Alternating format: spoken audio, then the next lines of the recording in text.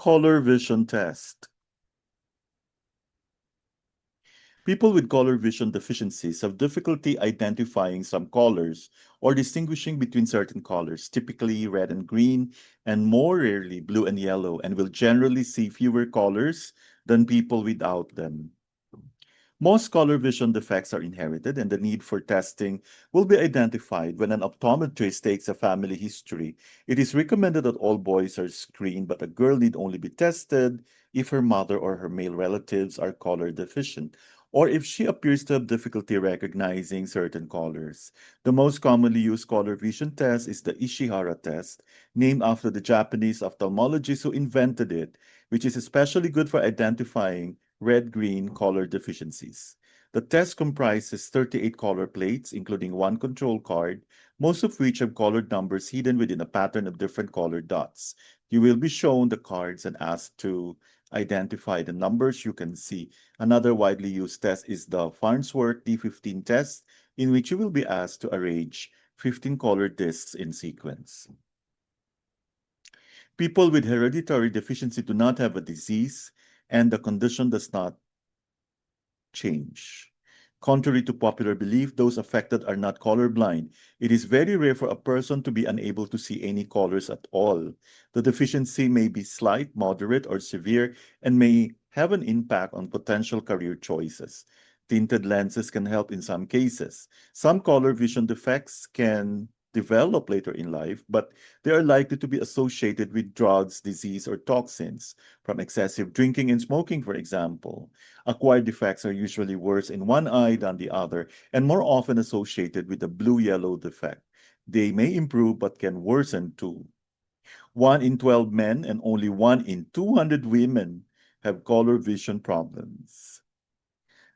And here you can see an example of an Ishihara plate. The control plate is shown, so you understand what is required in the test. Plates with colored dots are used to indicate the type and level of color deficiency. Thank you for listening.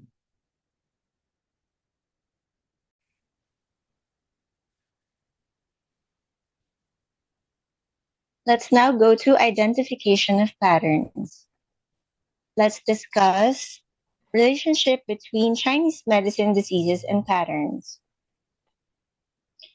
It is important and fundamental principle of Chinese medicine that at the same disease may manifest with different patterns and the same pattern may give rise to many different diseases. This is summed up in the saying, one disease, many patterns, one pattern, many diseases. Here we can see one disease, many patterns, one pattern, many diseases. Please bear in mind that this saying applies to Chinese, not Western diseases. For example, the disease of painful periods may manifest with several different patterns, such as chi stagnation, blood stasis, cold in the uterus, damp heat in the uterus. This is a very important principle of Chinese medicine, which ensures that each patient is treated individually and there is no standard treatment for painful periods. On the other hand, one pattern may be seen in many different diseases. For example, the pattern of liver chi stagnation may be a factor in painful periods, premenstrual syndrome, epigastric pain, abdominal pain, and hypochondrial pain. The relationship between diseases and patterns. One disease manifests with different patterns. One pattern may be seen in many different diseases. The same principle of one disease's many patterns, one pattern of many diseases applies to the relationship between Chinese and Western diseases. We could coin a modern saying, one Chinese disease, many Western diseases, one Western disease, many Chinese diseases. You can see here, one Chinese disease, many Western diseases, and one Western disease, many Chinese diseases. For example, the Chinese disease of abdominal pain may correspond to several Western diseases, such as ulcerative colitis, irritable bowel, diverticulitis. Conversely, one Western disease may correspond to several Chinese diseases. For example, the disease of hypertension may correspond to dizziness, headaches, and tinnitus in Chinese medicine. Ulcerative colitis may correspond to abdominal pain or diarrhea. To summarize, one Chinese disease, like abdominal pain, corresponds to different Western diseases like ulcerative colitis, irritable bowel, and diverticulitis. One Western disease, like hypertension, corresponds to different Chinese diseases like dizziness, headaches, and tinnitus. Thank you for your attention.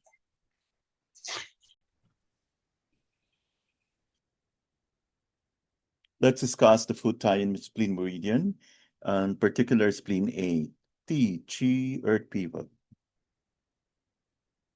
Located on the medial side of the leg, on the posterior border of the tibia 3 distal to spleen 9, on the line connecting spleen 9 and the medial malleolus. Spleen 8 is she cleft or accumulation point. Spleen and stomach together form the central pivot in the human being, the representation of humanity, the place of exchange between the transmissions of heaven and earth. Together, they are responsible for the maintenance and reconstruction of the officials. Sometimes the quality of earth is such that it is hard for the spleen to fulfill its task of transporting and transforming. If earth has been deprived or depleted, if it has been overextended, always giving out and never receiving, whether on a practical level or mentally, nourishment is needed. Without the correct balance, earth gets out of sorts, rigid, and unable to adapt to changes. It drags along the same old grooves with a sense of weary oppression. Earth motivator is a wonderful point for the body, mind, and spirit. If Earth needs to loosen up, get things going, and realign with its higher purpose, if awareness of the possible creative transformations that could happen in life is at a low ebb, this point can be a good place to start irrigating and invigorating the spleen. It is often used early in treatment to cultivate the spleen, both to accept life and process events, whether digestive or emotional, more efficiently. Although the name Earth Motivator would seem to indicate the point more when spleen chi is either lethargic or phlegmatic, to boost and revivify, this point can also balance or soothe and return an overextended spleen to a state of equanimity. The ceaseless work of the spleen throughout the body, mind, and spirit means often it gets worn down and weary at all levels. Earth Motivator can refresh the spirit and the spleen's raison d'etre, its motivation. When spleen is troubled by overthinking, worry, obsessional, stuck thinking, and depression, this point can free the chi. The chi cleft accumulation point on the spleen meridian is where earth chi gathers. Chi cleft points are said to be particularly helpful for the functioning of the mind, and so earth motivator is relevant for spleen with its relationship to thought. The accumulation of blood and chi here supports memory and perspective. It helps the spleen ponder and consider things from different angles without losing sight of the initial intent or getting boggy. She-cleft points are described as periscope points, which enable one to look at things anew. She-cleft points are especially invigorating for the meridian to which they belong. They are good for freeing the chi and coursing the meridian, and so are used for removing obstructions from the meridian. Stops pain. This point is used in both acute and chronic dysmenorrhea. She-cleft points help regulate chi and blood. Spleen 8 moves stagnant blood and enlivens circulation, helps cold feet arising from stagnation of blood and chi, regulates the uterus by enlivening the blood, thus removing stagnation. The Ode to Elucidate Mystery states, man consists of top, middle, bottom. The major points for these three areas are great embracement, spleen 21, celestial pivot, stomach 25, and earth's cruise, spleen 8. So, spleen 8 can be seen as the major motivating point for the lower regions. Indications to invigorate the spleen function: lack of mental freshness, inertia at the level of body, mind, and spirit, menstrual pain, especially with stagnation, irregular menstruation, dysmenorrhea.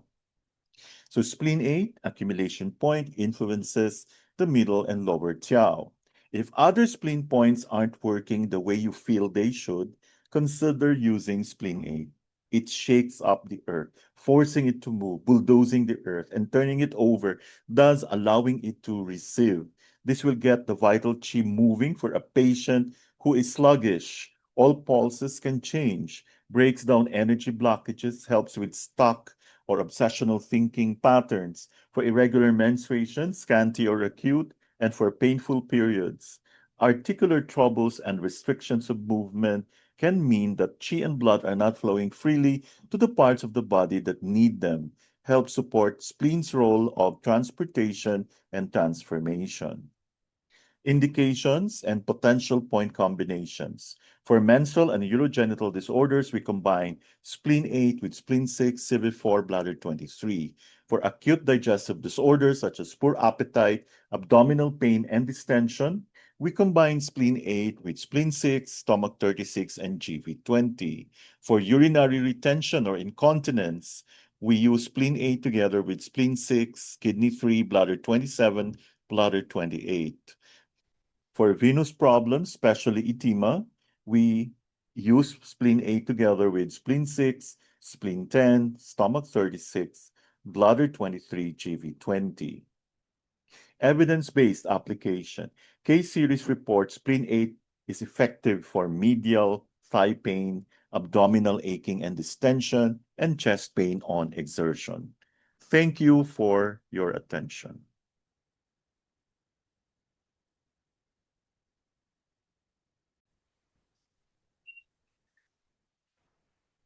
Let's now go to gallbladder conditions. Let's discuss improper function. In contemporary physiology, the gallbladder is attached to the back of the liver by connective tissue and has the following functions. It acts as a reservoir for bile, which is excreted by the liver and stored in the gallbladder, ready for use in digestion. It concentrates the bile by extracting water from it. When fats are present in the duodenum, the tube through which food exits the stomach, it releases bile into the duodenum to break down the fats to aid in their digestion. In the Neijing, the gallbladder's main function was considered to be mental, that of making decisions. Due to the close functional link between the liver and gallbladder, bile is produced by the liver. In an acupuncture clinic, it would often be impossible to determine whether certain signs and symptoms were due to malfunction of the liver or gallbladder. For example, the following signs and symptoms would be due to malfunction of either pain in the liver region, jaundice, nausea, and a bitter taste in the mouth.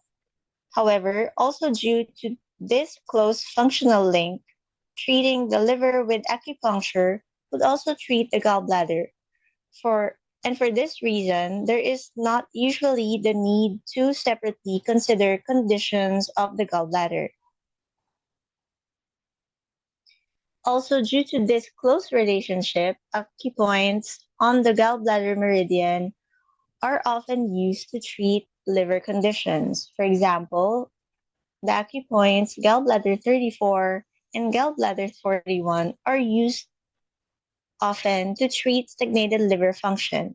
Since also due to this close relationship, these acupoints often become tender when the liver function stagnates. The mental functions of the gallbladder. Through observations of mental and emotional symptoms and responses to the treatment, the Neijing authors were able to observe that the gallbladder was responsible for the ability to make decisions and the courage to act on them. When the gallbladder is not functioning well, patients are usually indecisive and timid, which symptoms tend to clear once gallbladder function has returned to normal. This mental function can be graphically observed in contemporary patients whose gallbladder has been surgically removed. They state that they are now unable to make the simplest of decisions, which they clearly associate with the removal of their gallbladder. Unfortunately, this condition cannot be treated with acupuncture since the treatment relies on the presence of the organ. In patients whose job involves much decision making, the gallbladder meridian on their legs is often tender when pressed. And when we test this and the patient finds it particularly tender, they will often say they had a hard week at work and feel decision fatigue. This is also noticeable in a patient who comes for treatment after having made some hard decisions recently. Thank you for your attention.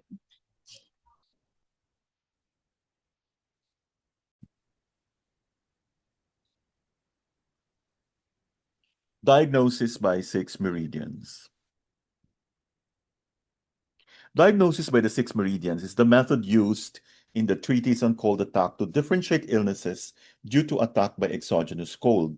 The 6 meridians is a general term that encompasses the three yang meridians, Taiyang, Yangming, and Shaoyang, and the three yin meridians, Taiyin, Shaoyin, and Chuyin. It is an extension of a method in the plain questions, which Zhang Zhongqing Eastern Han Dynasty devised specifically for exogenous cold illnesses. Since then, it has proven its usefulness. This method uses the three yin meridians and the three yang meridians as the framework on the basis of the propensity of illnesses of cold attack to transmit from the exterior to the interior, from the shallow to the deep. The Zangfu organ and its meridians belonging to each of these 6 meridians have their own yin-yang affiliation and partake of yin-yang, each to its own degree. Consequently, when under attack by the same exogenous cold, each organ and its meridians manifest a different set of pathological changes and a different development.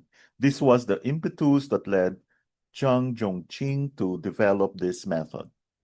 The method of diagnosis by the 6 meridians assigns all illnesses of cold attack to the three yang and the three yin meridians.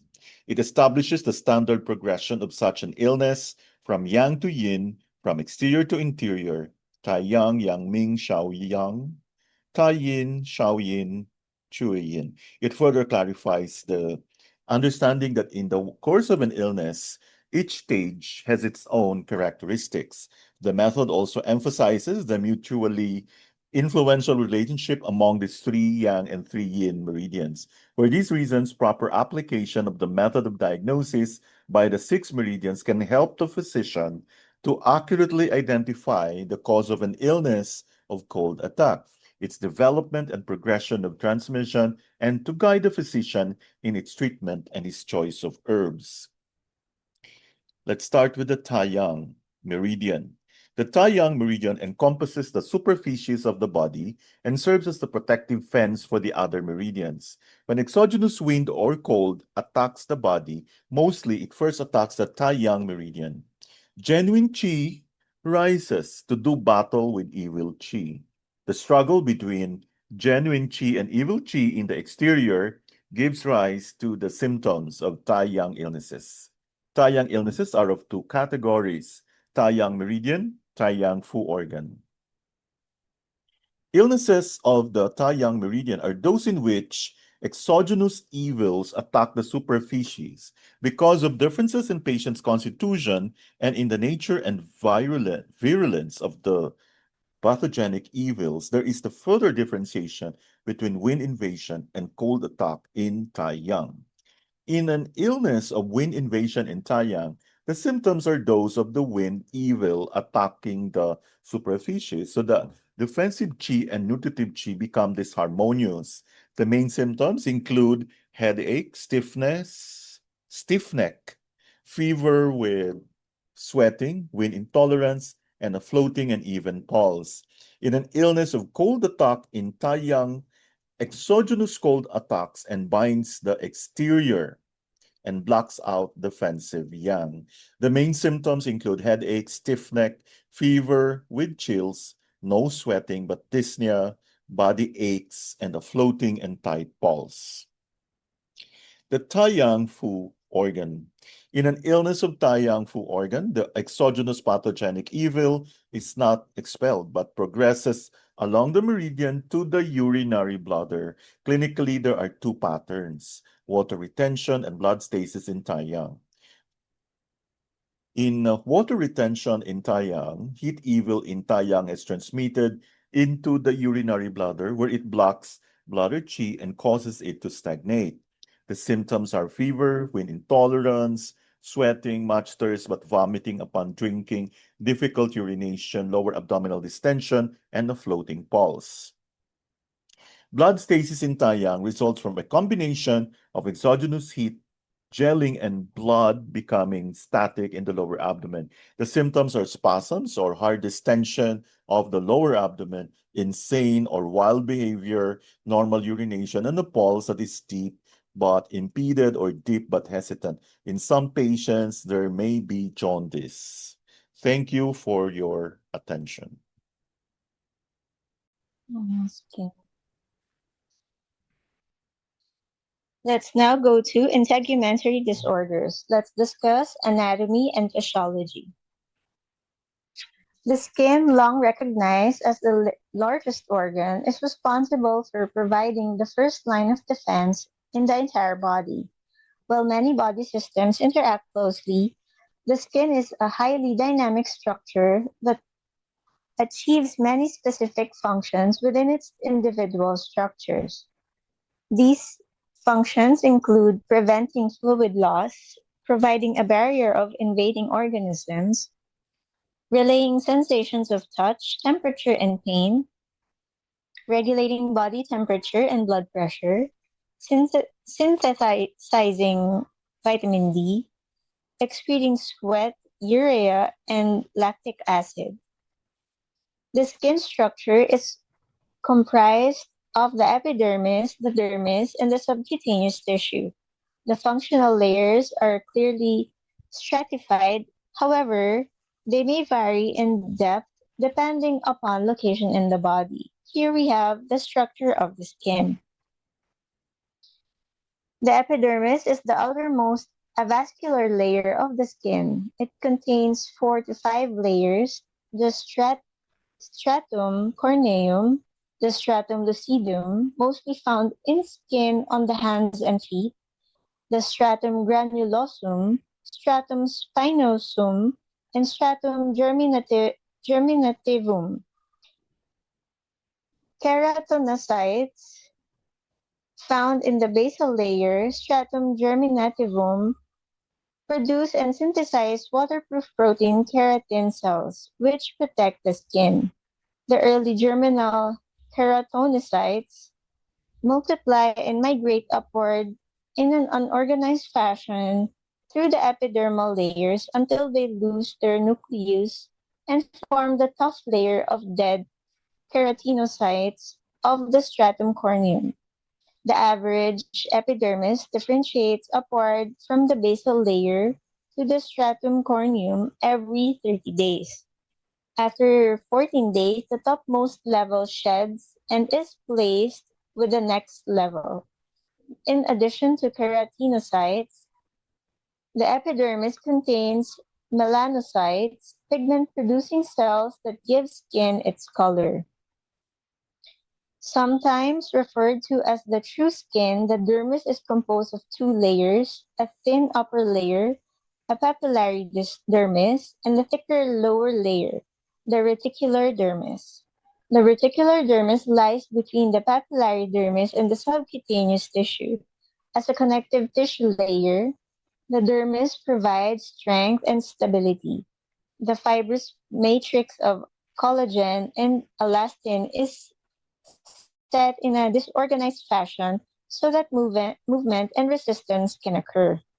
The dermis is composed of cells, nerves, and blood vessels. Most hair follicles originate in this level. The subcutaneous layer of skin, which binds to the dermis, underlying body tissue, is composed of fat and connective tissues. Some sweat glands and deep hair follicles extend into this layer of skin. Adipose deposition provides a cushioning base for the subcutaneous layer. Skin appendages. In addition to the layered skin, the skin appendages, the nails, hair, eccrine glands, and apocrine glands make up the full complement of the integument, the hair. The structure of the hair consists of the follicle, shaft, sebaceous gland, and erector pili muscle. Blood vessels in the hair papilla in the bulb nourish and maintain the follicle.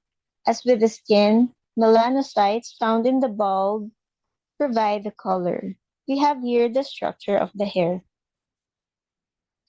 The hair shaft is a shaft of dead protein. It originates in the living cells of the matrix, which then multiply and arise from the hair follicle. The hair growth cycle continuously evolves through three stages: the anagen or the growth stage, the catagen, the transitional follicular regression stage, and the telogen, the resting stage. Recognizing the hair biology and growth phases of the hair aids in the understanding of the hair loss disorders.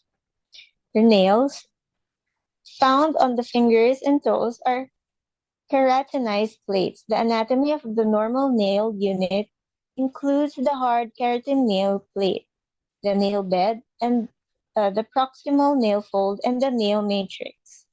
Nails serve to protect the fingers and toes. They grow out of the nail groove. The nail matrix, the germinal region of the nail plate, forms the floor of the nail groove. The nail bed attaches the nail plate to the underlying epidermis. Eccrine gland. Eccrine sweat glands originate in the dermis. Under control by the hypothalamus, they regulate body temperature through water secretion and evaporation. They are distributed and open directly to the surface of the skin in all areas but lip margins, nail beds, inner surface of the prepuce, and the glans penis, the apocrine glands. The apocrine glands are located deep in the dermal layer in the areas of the axilla, nipple, areola, eyelids, external ears, and in the anogenital regions. Apocrine secretions are clear and odorless and are released under cholinergic and hormonal control. When mixed with bacteria on the surface, the secretions produce body odor. Thank you for your attention.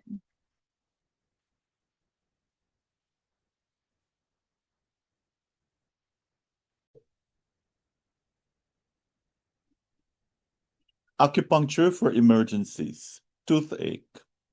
Acupuncture can provide temporary relief for toothache by targeting specific points that may help alleviate pain and discomfort.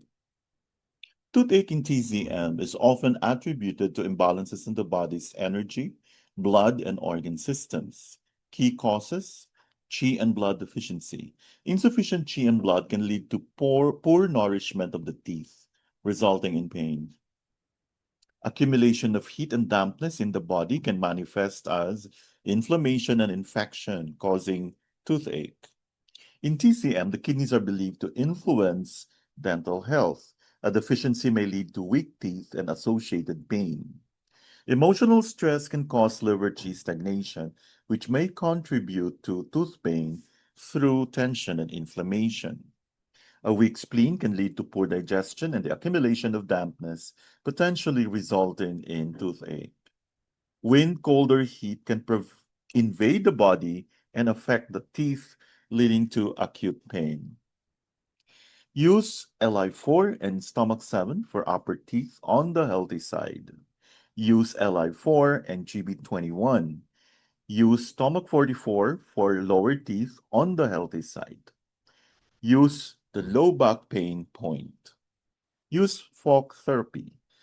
Drop clove oil onto the teeth. For tooth decay, clear the filling of the tooth decay. Apply garlic mud. Add 6 grams Chinese prickly ash peel to 100 ml vinegar.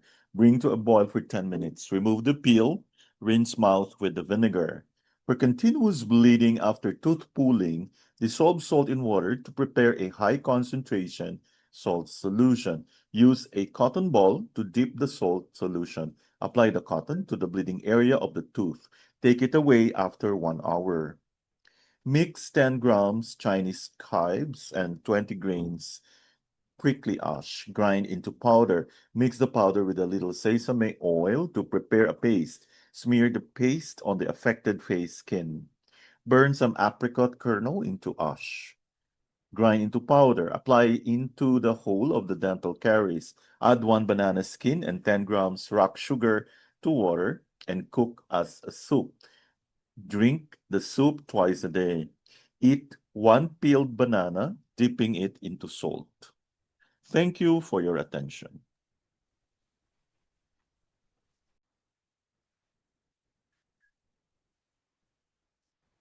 Let's now go to goiter, thyroid problems. Let's discuss liver fire blazing with phlegm heat.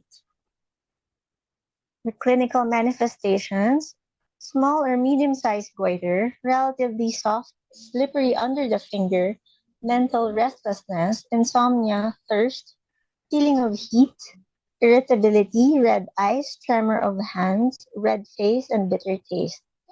The tongue will have redder sides and tip, or a dry yellow coating. The pulse will be rapid and wiry. For treatment principle, we drain fire, clear the liver, resolve phlegm, soften hardness, dissolve goiter, and calm the mind. You can use acupuncture points. For distal points, liver 2, heart 8, LI 11, LI 4, stomach 40, spleen 6, heart 7, and pericardium 7. We use reducing method. For local points, REN 12, LI 17, stomach 9, LI 18, stomach 10. We use the even method. Prescription by Dr. Wang Shu Tai. We use acupuncture points spleen 6, kidney 7, which according to him nourishes yin and clears heat. Pericardium 5 and liver 3. If there's stomach heat, we use stomach 44. There's tremor hands, we use gallbladder 34. If the goiter is big, we use stomach 10 and an extra point, ying ying. Exo, exophthalmos, uh, extra point, shu, and gallbladder 20. Acupuncture points explanation: liver 2 and heart 8 drains liver and the heart fire. LI 11 and LI 4 clears heat and influence the throat area. Stomach 40 and spleen 6 resolves the phlegm. Heart 7 and pericardium 7 calms the mind. Thank you for your attention.